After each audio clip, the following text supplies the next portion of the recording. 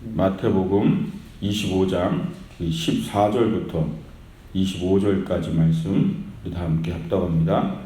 또 어떤 사람이 타국에 갈 때 그 종들을 불러 자기 소유를 맡김과 같으니 각각 그 재능대로 한 사람에게는 금 5달란트를, 한 사람에게는 2달란트를, 한 사람에게는 1달란트를 주고 떠났더니 5달란트를 받은 자는 바로 가서 그곳으로 장사하여 또 5달란트를 남기고 2달란트를 받은 자도 그같이 하여 또 2달란트를 남겼으되 1달란트를 받은 자는 가서 땅을 파고 그 주인의 돈을 감추어 두었더니 오랜 후에 그 종들의 주인이 돌아와 그들과 결산할세 5달란트 받았던 자는 5달란트를 더 가지고 와서 이르되 주인이여 내게 5달란트를 주셨는데 보소서 내가 또 5달란트를 남겼나이다.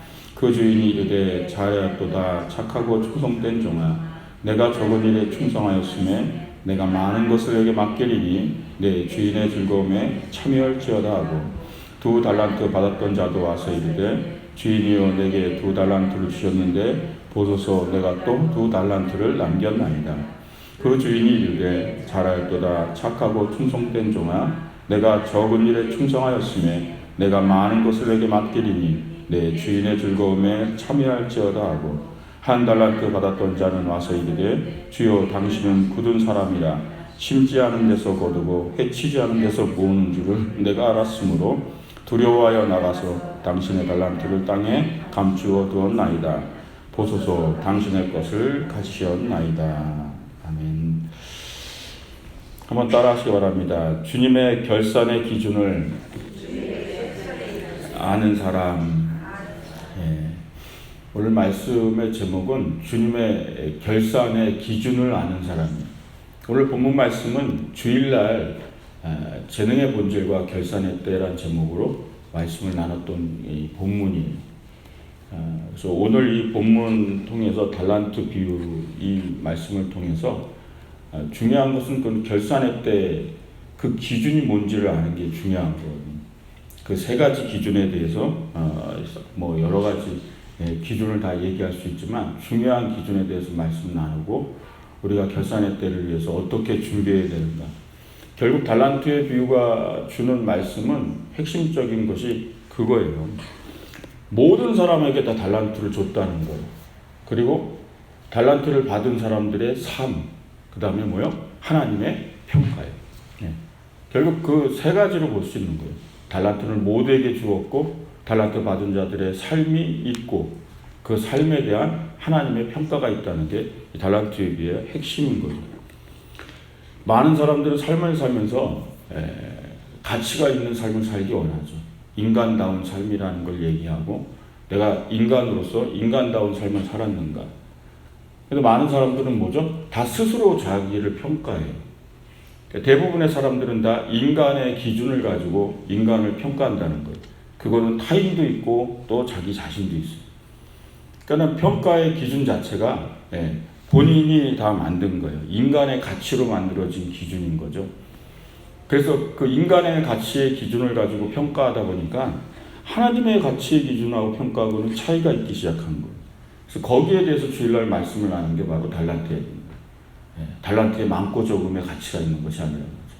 1달란트냐 2달란트냐 5달란트의 가치에 따라서 결산의 때가 결정되는 게 아니라는 거예요. 기준은 거기에 있는 것이 아니죠. 그러니까 진짜 기준이 어디에 있는가를 알 때 우리는 진짜 인간의 가치를 알게 되는 거예요.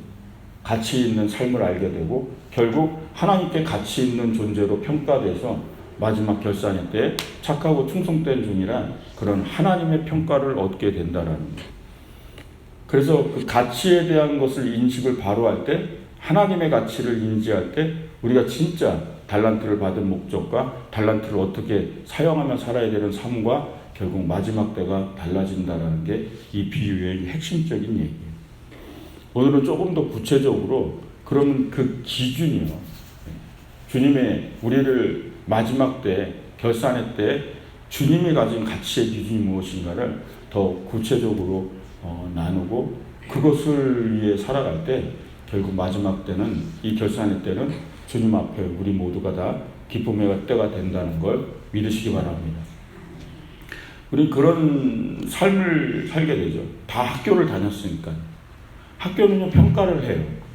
그래서 한 학기를 마치면, 예, 한 학기에 대한 성적을 주죠. 예, 각각 학점을 맡은 거, 예, 과목을 이수한 점수들이 다 나와요. 그게 없으면 내가 6개월 동안, 한 학기 동안 어떻게 내가 공부를 하고 어떻게 내가 해왔는가에 대한 어떤 결과가 없는 거예요. 다음 학기도 없어요. 그 다음 학기도 없어요. 그렇게 4년을 보내고 나면 4년 동안 나는 어떻게 살아왔는지 알 수가 없어요. 근데 성적표라는 게 있죠. 한 학기에 대한 결과가 와요. 그걸 보면서 우리는 알죠. 아, 내가 이렇게 노력했구나. 내가 여기에 대해서는 정말 열심히 해서 내가 좋은 성적을 거뒀구나. 때로는 안 좋은 성적을 보면 아, 내가 여기 너무 노력을 안 했구나. 좀 미흡했구나, 내가. 그런 거를 알게 된다라는 거예요. 아주 단순한 얘기지만 결국 뭐죠? 평가가 없이는 알 수 없는 거예요. 그래서 간혹 재밌는 상상을 해볼 수도 있어요. 교회에서도 성적표를 주면 어떨까? 예. 그냥 상상이에요. 예, 한 학기마다 성도님들한테 성적표를 주는 거예요. 6개월 동안 예배 출석을 어떻게 했고, 기도 시간이 얼만큼이었고, 헌신 봉사 점수는 어떻고, 그냥 상상해 보는 거예요. 근데 교회에서 이것을 해요, 안 해요? 이 땅에 어느 교회도 하지 않습니다. 예. 하지 않아요. 왜 안 할까요, 교회는요? 예. 아주 단순한 이유예요. 교회는 사람을 평가하지 않습니다. 예. 교회는 사람을 평가하는 곳이 아니에요. 학교는 그에 따른 성적에 대한 평가를 하지만 교회는 사람에 대한 평가를 하는 것이 아니에요. 그게 오늘 달란트 비유의 아주 중요한 핵심적 가치 중에 하나예요. 우리는 하나님께 평가를 받는 줄 믿으시기 바랍니다. 예. 우리는 하나님께 평가를 받아요. 결산회 때. 달란트 비유 아주 핵심이에요. 그래서 교회는 그런 성적표를 주지 않아요. 그러다 보니까 우리는 신앙을 생활하면서 내가 하나님 앞에 지금 온전한 삶을 사는가를 스스로를 체크하는 법, 스스로를 돌아보는 법, 그거를 내가 스스로 길러내지 않으면, 내가 그것을 습관화하지 않으면 내가 어디로 가는지, 하나님 앞에 내가 온전히 서는지를 알 수 없다는 거죠. 결국 결산의 때는 다가오는데 하나님이 주어주신 달란트에 대한 그 결과를 받게 되는데, 그거를 우리가 전혀 생각하지 않고 10년, 20년, 30년 그냥 신앙생활 할 수 있다는 거예요. 왜? 학교처럼 성적표를 주지 않으니까. 중간 점검이라는 게 없는 거예요. 그 누가 해야 되냐면 스스로 하나님 앞에 내가 해야 되는 거예요. 그게 신앙생활임을 믿으시기 바랍니다. 예? 스스로 내가 해야 되는 거예요. 목사님한테 평가해 주세요라고 할 수도 없는 거고요. 예? 가족끼리 서로 나를 평가해 달라고 해줄 수도 있는 것이 아니에요. 오직 하나님 앞에 평가를 받아야 되기 때문에 내가 엎드려 하나님 앞에 오늘의 삶을, 또 내가 살아온 이 한 해의 삶을 하나님 앞에 스스로 평가하는 그 삶이 돼야 돼요. 근데 뭐죠? 기준을 알아야 된다는 거죠. 인간의 가치가, 하나의 가치가 다르니까 그 기준에 대한 것들이 이제 중요한 거죠. 한번 따라하시기 바랍니다. 주인의 뜻을 얼마나 이해했는가. 주인의 뜻을 얼마나 이해했는가. 예, 그게 첫 번째예요. 나 자신을 하나님 앞에 평가할 때 내가 주인의 뜻을 얼마나 이해했는가. 관계부터, 서열 정리부터 해야 돼요. 하나님이 주인이고요, 우리는 종이에요.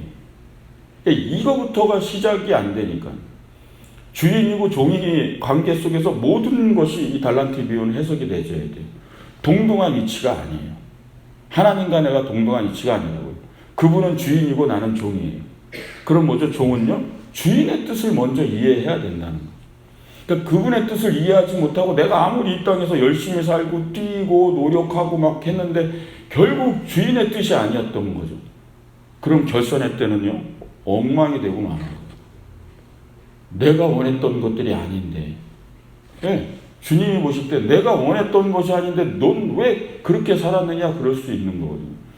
그래서 하나님 앞에 계속 나를 돌아봐야 되면서 물어야 될 게 뭐냐면 이거예요.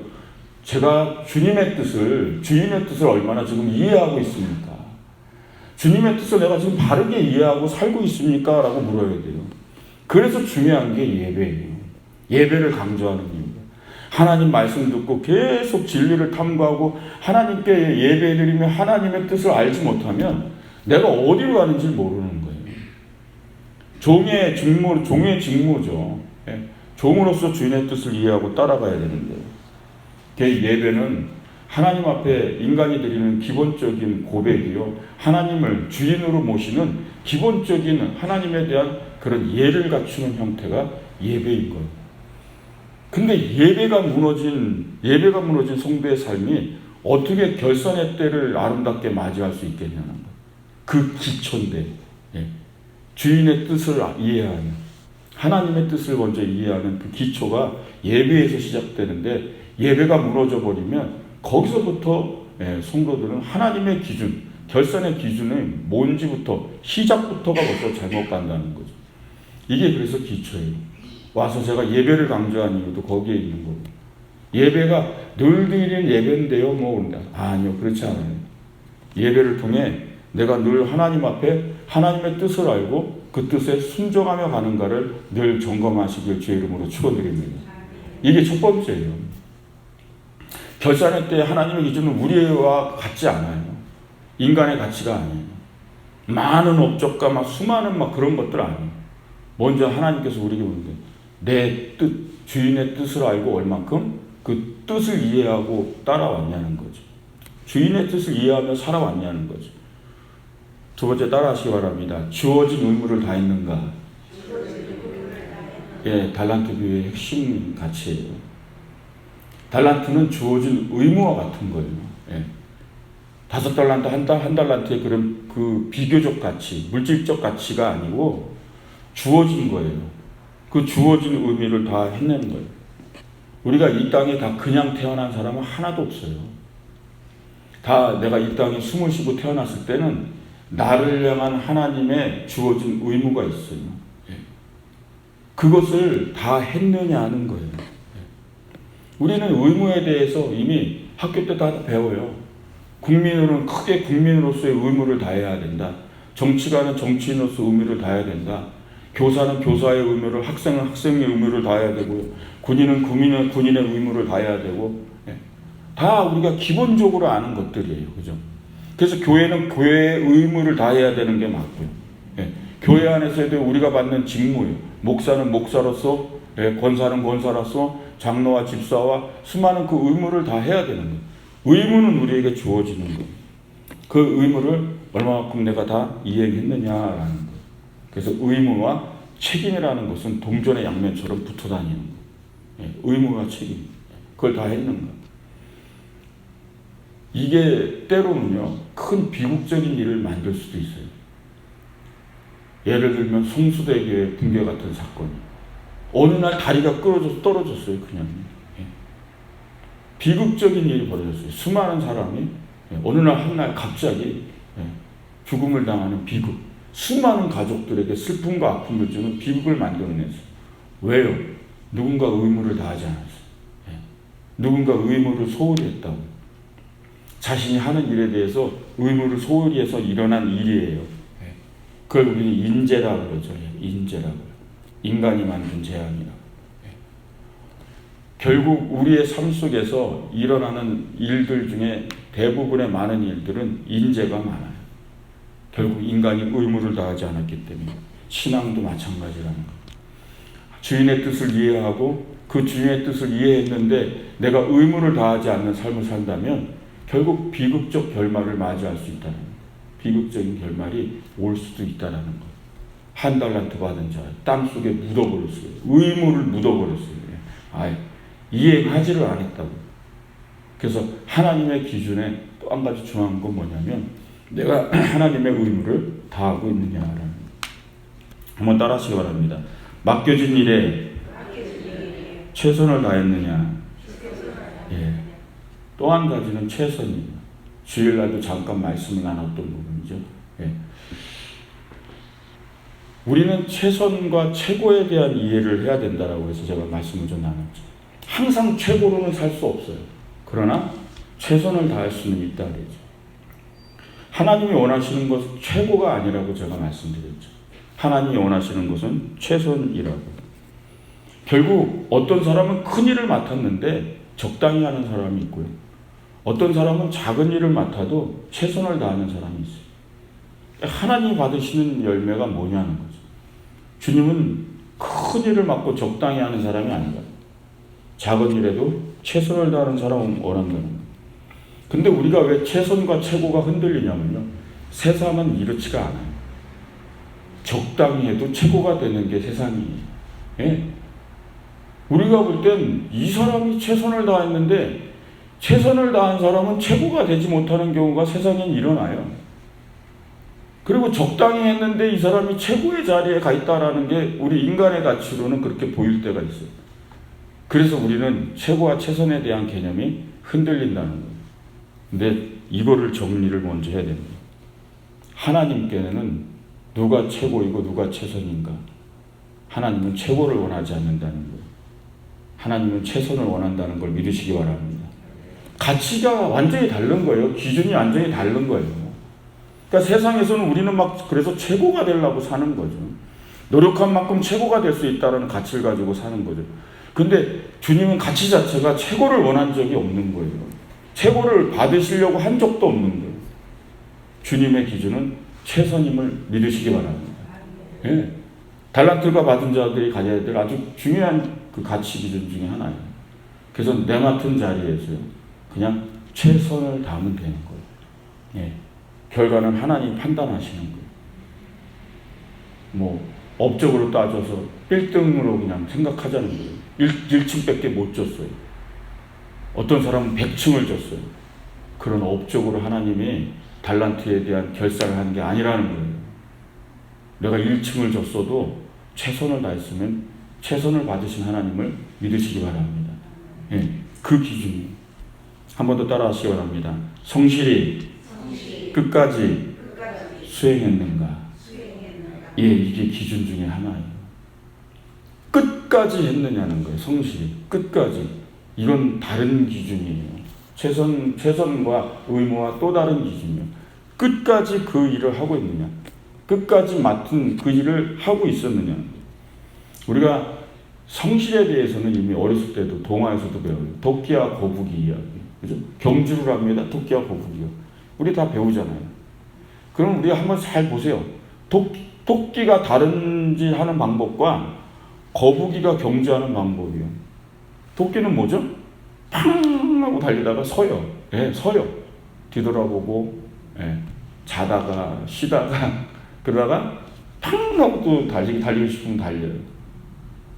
거북이는 뭐예요? 그냥 꾸준히 가는 거죠. 이렇게 느릿느릿 꾸준히 가는 거죠. 이게 되게 중요한 걸 얘기하는 거예요. 우리 신앙의 모습이 토끼 같은 사람들이 있어요. 예. 달릴 때는 막 달려요. 막 하나님 나라에 의해서 막 모든 전력 투구를 다하듯이 막 일을 하듯이 달려요. 근데 어느 날 보면요. 나오지도 않아요. 자고 있어요. 나오지도 않고 잠자다가 영적인 잠을 콜콜 자고 있어요. 그러다가 또 자기 컨디션이 좀 좋아지고 하나님 앞에 뭐가 되면 또 핑핑 달려요. 이게 하나님 원하시는 결산의 기준의 모습이 아니라 먼저 들어올 수도 있겠죠. 거북이보다. 예. 근데 주님은 최고를 원하지 않는다 해서 1등을 원하는 게 아니라 그랬죠. 기준에 다 합당하지 않은 거예요. 예. 변함없이 끝까지 그 일을 수행하는가 굉장히 어려운 미션입니다. 사실 이 미션은. 우리에게 주어진 달란트를 감당하는 데 있어서 저는 저 스스로 생각해요. 저와 같이 신학교를 다니고 공부한 학생들이 많죠. 되게 많습니다. 100여 명이 넘으니까. 근데 지금 목회하고 있는 사람들 손가락에 꼽아요. 진짜 손가락에 꼽아요. 저 개인적으로도 소망이 있다면 그냥 끝까지 목사로 남는 거예요. 끝까지 주의 종으로 살다가 이 땅을 떠나는 거예요. 그게 소원이에요. 이것도 쉬운 것이 아니거든요. 사실 쉬운 것이 아니에요. 끝까지 그 일을 수행한다는 거예요. 저는 그런 생각을 해봐요. 아이들이 그 교회학교 때 찬양하잖아요. 나는 하나님의 걸작품 뭐 이러면서 막 찬양하잖아요. 자기는 하나님의 걸작품이라고. 근데 그 찬양을 가만히 생각해 보면요. 내 인생이 하나의 작품이라고 생각을 해보세요. 그냥 내 이렇게 그냥 빚어진 모습, 모양이 작품이 아니라 내가 태어나서 이 땅 가운데 살아간 모든 시간을 어쩌면 작품을 만든다는 생각을 한번 해보시면 그 작품을 누가 감상하겠냐는 거예요. 주인이 감상하는 거죠. 하나님이 내 인생을 감상하신다는 거예요. 그것이 작품이라. 근데 아이들이 찬양하는 거예요. 우리는 하나님의 걸작품이라고요. 걸작품 되시길 주의 이름으로 축원드립니다. 정말 하나님이 볼 때 이건 걸작이다. 야, 내가 원하는 정말 걸작품이다라는 감상을 할 수 있는 그런 인생이라면 결산의 때가 뭐가 두렵겠어요. 결국은 달란트의 비유는 결정된 메시지예요. 뭐요? 하나님의 평가예요. 하나님의 평가. 그래서 결산의 기준을 아는 사람이 되어야 된다는 거예요. 하나님의 평가예요. 결국 주인과 종의 관계 속에서 우리는 모든 것을 해석해내야 돼. 가끔씩 이 하나님과에게 맘먹으면서 성경을 보기 때문에 해석이 잘못되는 거예요. 우리는 그렇게 모든 메시지와 설교와 성경과 신앙생활에서 이 주종의 관계부터 잡으셔야 돼요. 이거를 못 잡으면은 모든 해석이 다 틀어져 버리는 거죠. 주인과 종의 관계라는 거죠. 그래서 우리가 여기서 중요한 한 가지는 이제 평가 때 당황스러운 거예요. 뭐냐면 내가 아는 주인은 어떤 주인이에요? 잘못을 했어도 언제든지 용서해 주는 주인이에요. 맞잖아요. 그죠? 탕자가 돌아오면 아버지가 뭐예요? 언제든지 맞이해 주시고 언제든지 다시 회복해 주시고 옷을 입혀 주시고 그런 주인이에요. 내가 죽을 죄를 져도 또 용서해 주는 주인이에요. 근데 오늘 본문은 안 그래요. 안 그래요. 너가 한 달란트를 땅에 묻었냐? 다시 내가 기회를 주겠다. 다시 용서해 주니까 열심히 한번 살아봐라. 그렇게 본문이 끝나지 않아요. 우리 의문을 던져야 해요. 왜 그럴까요? 내가 알던 주인의 모습이 아니에요. 내가 알던 하나님의 모습이 아니에요. 언제든지 용서해 주시고 언제든지 다시 기회를 주시고 사랑해 주는 건데 아니 슬피 울며 이를 갈미 있으리라. 결론은 완전히 다른 거예요. 왜 그러냐면요. 제한된 시간이라는 걸 놓쳐서는 안 돼요. 이게 마지막 달란트 하나님의 평가에 있어서 우리가 가져야 될 개념 중에 하나예요. 우리는 제한된 시간이에요. 그 제한된 시간 안에서는 얼마든지 용서하시고 얼마든지 다시 기회를 주시고 얼마든지 회복해 주세요. 근데 제한된 시간이라는 건 끝이 있다는 얘기예요. 그래서 결산의 때라는 얘기를 얘기하는 거죠. 주님과 마주하는 때, 종과 주인이 마주하는 때, 그 제한된 시간이 끝나는 때 거기서는 결과가 다르다는 얘기예요. 거기는 심판이고 거기는 결산이기 때문에 거기서 또 용서를 구하고 거기서 다시 회복하고 그것이 항상 있는 것이 아니라 그것을 인지하는 게 오늘 이 달란트의 바로 비유의 중요한 마지막입니다. 이걸 현세적인 축복으로 이 성경을 이 본문을 보면 안 돼요. 전혀 관련이 없어요. 현세적인 축복과. 한 달란트 받아서 좀 불행하고 5달란트 받아서 좀 행복하고 아니라는 거예요. 그런 개념 자체가 달란트가 오늘 주는 하나님의 기준이에요. 주인의 뜻을 얼마큼 이해하고 순종하며 살았냐는 거예요. 내가 주어진 것에 얼마나 의무를 다했는가. 내가 주어진 것에 대해서 얼마나 최선을 다했는가. 그리고 그것을 끝까지 수행했는가. 그리고 제한된 시간에 마지막 시간은 오고 거기에는 결산만이 남아있다는 거예요. 그거를 인지하면 우리의 삶을 어떻게 살아가야 될지 달란트를 받은 자의 삶을 통해 걸작품이 될 수 있는 삶, 그 삶을 만들어가는 중요한 기준을 마음에 새기시고 하나님의 걸작품들이 되시기를 주님의 이름으로 축원드립니다. 기도하겠습니다.